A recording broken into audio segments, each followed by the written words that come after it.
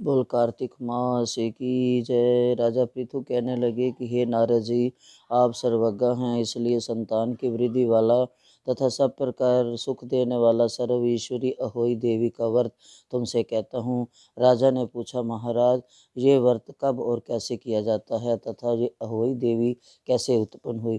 तब नारद जी ये कहने लगे कि एक समय कलयुग में बड़ा भारी दुर्भिक्ष पड़ा तथा महामारी से बहुत सी अकाल मृत्यु हुई।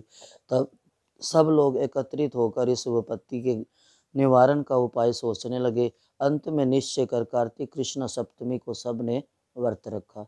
व्रत करते समय सायंकाल चामुंडा देवी हाथ में मुंड लिए प्रकट हुई और कहने लगी कि हम रुद्र सहित विहार करने के लिए यहाँ पर आ गए हैं, परंतु सारे संसार में पाप छाया हुआ है।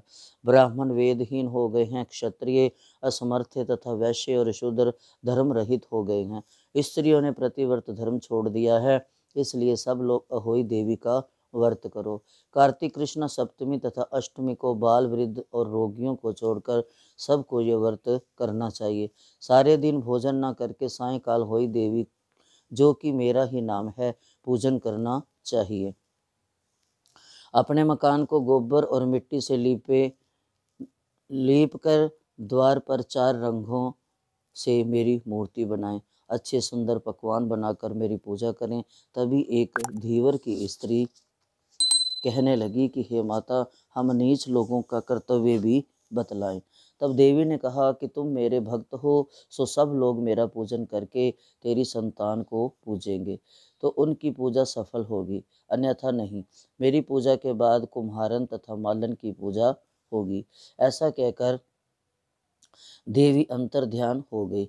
नारद जी कहने लगे कि हे राजन, इस प्रकार देवी के कथन अनुसार सब ने व्रत और पूजन किया तो सबके संकट दूर हो गए और सारा संसार सुखी हो गया। राजा पृथु ने श्री नारद जी से पूछा कि हे मुनि, कार्तिक मास तथा एकादशी तिथि सबसे उत्तम क्यों मानी गई है? तब नारद जी कहने लगे कि हे राजन, जो प्रश्न तुमने आज मुझसे पूछा है वही प्रश्न एक समय श्री सत्यभामा ने किया था, और जो कुछ उत्तर श्री कृष्ण जी ने सत्यभामा को दिया था वही मैं तुमसे कहता हूँ। एक समय श्री सत्यभामा जी ने श्री कृष्ण जी से पूछा कि भगवान, जब सभी मास और तिथियां बराबर हैं तब उनमें से कार्तिक मास व एकादशी तिथि उत्तम क्यों मानी गई है? तब श्री कृष्ण जी ने कहा कि हे प्रिय, समुद्र का पुत्र शंख नाम वाला एक दैत्य था। वह दैत्य इतना बलवान था कि उसने इंद्र आदि देवताओं को स्वर्ग से निकालकर उनका स्थान स्वयं ले लिया। सब लोग उनके डर के मारे अपने बाल बच्चों सहित पर्वतों की कंदराओं में चले गए। तब उस दैत्य ने सोचा कि मैंने देवताओं का स्थान तो ले लिया, लेकिन वे जीते नहीं गए हैं, सो ऐसा प्रतीत होता है कि देवता वेद मंत्रों से ही बलवान हैं, इसलिए मंत्रों वेदों का हर ले जाऊं। जब उसने ऐसा विचारा तो वेद डर के मारे समुद्र में चले गए। तब ब्रह्मा आदि सब देवता संसार को वेदहीन समझकर भगवान विष्णु की शरण में गए और उनको जगाने के लिए नमस्कार कर सब सामग्रियों से भगवान का पूजन किया। तब भगवान प्रसन्न होकर देवताओं से कहने लगे कि हे देवताओं, हम तुमसे अति प्रसन्न हैं, अतः शंख आदि दैत्यों को मारकर चारों वेदों को ले आएंगे। परंतु आज से वेद बीज मंत्रों रहित कार्तिक मास में जल में रहेंगे। अतः कार्तिक मास में जो कोई जल में स्नान करेगा उसको यज्ञ के अंत के समान फल मिलेगा और उसके समस्त विघ्न दूर हो जाएंगे। आप लोगों ने क्योंकि एकादशी के दिन हमको जगाया है, अतएव सब तिथियों में एकादशी अधिक मान्य होगी। कार्तिक तथा एकादशी के व्रत हमको अति प्रिय हैं। इतना कहकर भगवान मत्स्य का रूप धारण कर विंध्याचल में निवास करने वाले कश्यप जी की अंजलि में आ गए। कश्यप जी ने उनको कमंडल में डाल दिया। जब कमंडल भर गया तो मत्स्य रूप होकर भगवान कहने लगे कि हमको कोई बड़ा स्थान दो। तब कश्यप जी ने उनको समुद्र में डाल दिया।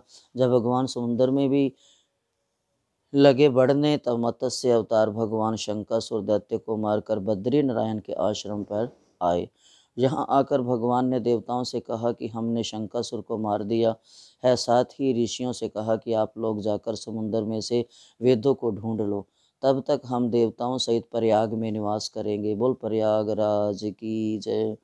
तब ऋषियों ने वेदों को 6 अंगों में छंद, व्याकरण, कोश, वैदक, ज्योतिष और स्मृति सहित तपोबल द्वारा समुद्र में से ढूंढ निकाला। जिस वेद का जो भाग जिस ऋषि को मिला, तब से वह भाग उसी ऋषि का माना गया। फिर सब ऋषि इकट्ठे होकर देवताओं के पास आए। तत्पश्चात ब्रह्मा आदि देवताओं ने यहाँ पर अश्वमेघ यज्ञ किए। तब प्रयागराज तीर्थराज कहा जाने लगा। यहाँ पर स्नान, दान, यज्ञ आदि तीन करने से अनेक जन्मों के पाप नष्ट हो जाते हैं। बोल कार्तिक मास की जय, बोल प्रयागराज की जय, बोल एकादशी मैया की जय। बोल कार्तिक मास की जय। 15वां अध्याय।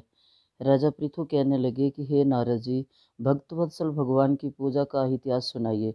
तब नारद जी बोले कि हे राजन, एक पुरातन इतिहास कहता हूँ, सो सुनो। पहले चोल नाम का एक राजा कांतिपुर में राज्य करता था।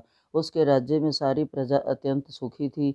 एक समय वह राजा बड़े बड़े मणिमुक्ताओं से भगवान की पूजा करके वहीं मंदिर पर बैठ गया। उसी समय उसी नगर के विष्णु शर्मा नाम वाले ब्राह्मण ने बहुत से तुलसी दल और जल से भगवान पर चढ़ाकर पूजा की। मणिमुक्ता आदि ढक गए। यह देखकर राजा ने कुछ क्रोधित होकर ब्राह्मण से कहा कि हे विष्णु शर्मा, तुमको पूजा का कुछ भी ज्ञान नहीं। तुमने मणिमुक्ताओं से की गई मेरी पूजा की शोभा को तुलसी दलों से ढक कर समाप्त कर दिया। तब विष्णु शर्मा कहने लगा कि हे राजन, तुम अभिमान से युक्त हो, इसी कारण भगवान की पूजा को नहीं जानते। ब्राह्मण के वचन सुनकर राजा बड़े गर्व से कहने लगा कि हे ब्राह्मण, मैं सबके सामने कहता हूँ कि देखें, भगवान की भक्ति करके तुम पहले स्वर्ग में जाते हो या मैं जाता हूँ। इतना कहकर राजा ने गुंगल ऋषि को आचार्य बनाकर बड़े बड़े यज्ञ आरंभ कर दिए। साथ ही ब्राह्मणों को बहुत सा द्रव्य दान देने लगा। विष्णु शर्मा भी सदा की भांति भगवान का पूजन करता रहा। उसने 5 नियम लिए। माघ तथा कार्तिक के व्रत, तुलसी वन रोपण, एकादशी का व्रत तथा ओम नमो भगवते वासुदेवाय इस मंत्र का जाप। साथ ही दिन रात भगवान का कीर्तन करने लगा। चलते फिरते उठते बैठते सदैव भगवान का स्मरण करता रहता। एक समय भोजन करता। एक दिन विष्णु शर्मा ने रसोई बनाई तो कोई पाक उठाकर ले गया। उसने फिर रसोई नहीं बनाई कि सायंकाल का व्रत भंग न हो, और वह भूखा ही सो गया। इस प्रकार 7 दिन तक होता रहा। यद्यपि विष्णु शर्मा भूख से व्याकुल हो गया, परंतु सत्संग के भंग हो जाने के भय से दूसरी बार रसोई नहीं बनाई।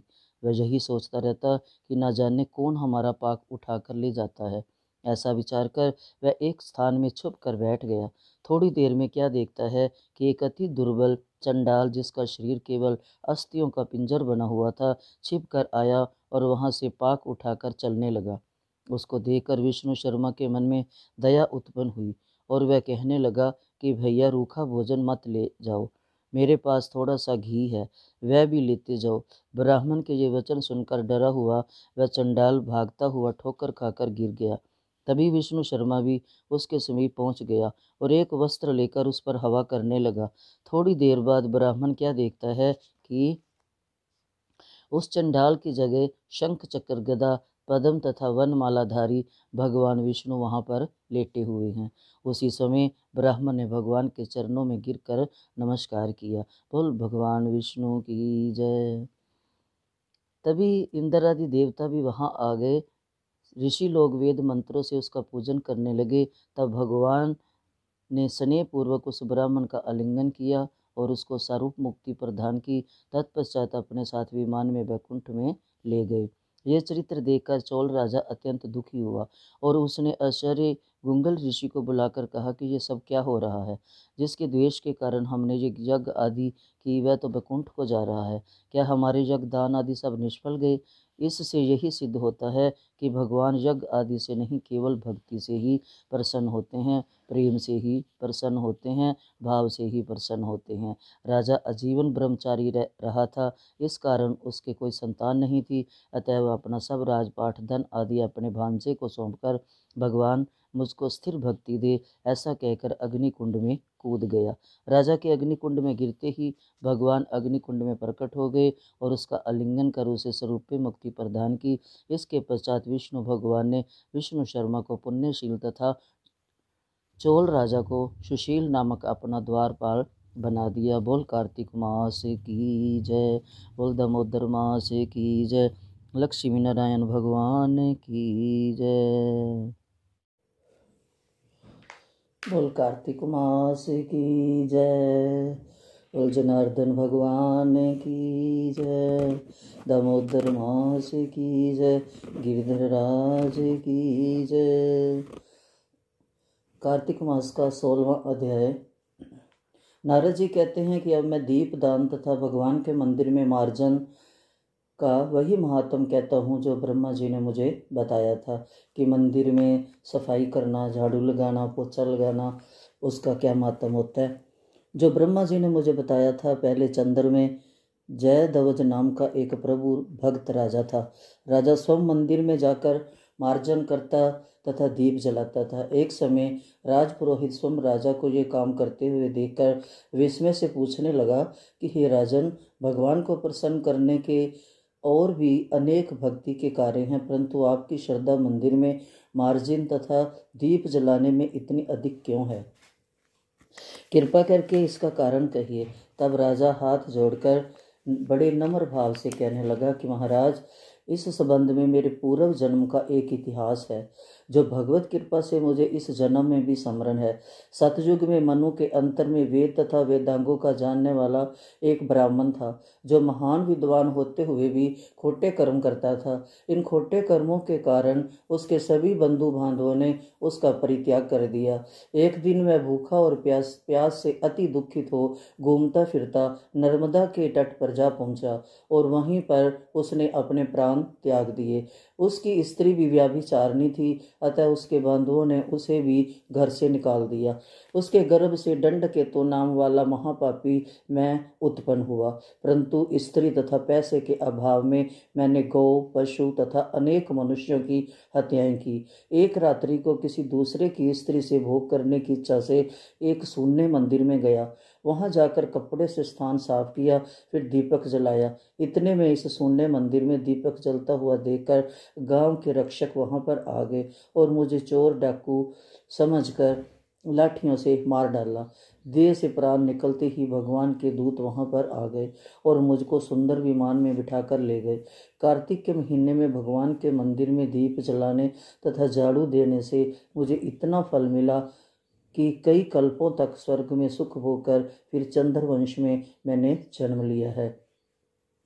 तो ये कितना बड़ा महात्म है। मंदिर में जाकर झाड़ू लगाना, पोछा लगाना, दीप जलवाना, भगवान की आरती करना। कार्तिक मास में हर काम किया हुआ पवित्र है और हर काम किया हुआ गोविंद भगवान को पसंद है। इसलिए कार्तिक मास का लाभ उठाएं। ये कार्तिक मास जो है ये सेल है भगवान की भक्ति की, भगवान के नाम की। इसलिए इस मास में थैले भर लो, झोलियाँ भर लो, इतना इकट्ठा कर लो भक्ति धन कि अगले साल तक आनंद से लूटें मज़ा। इसलिए बोल कार्तिक महात्म की जय, लाभ उठाएं। हरे कृष्णा।